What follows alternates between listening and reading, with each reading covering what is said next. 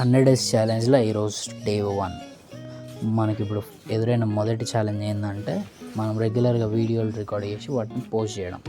ఇక దీనికన్నా పెద్ద ఛాలెంజ్ ఏదైనా ఉన్నది అంటే మనకు కావాల్సినంత ఫుడ్ మనమే ప్రిపేర్ చేసుకోవడం.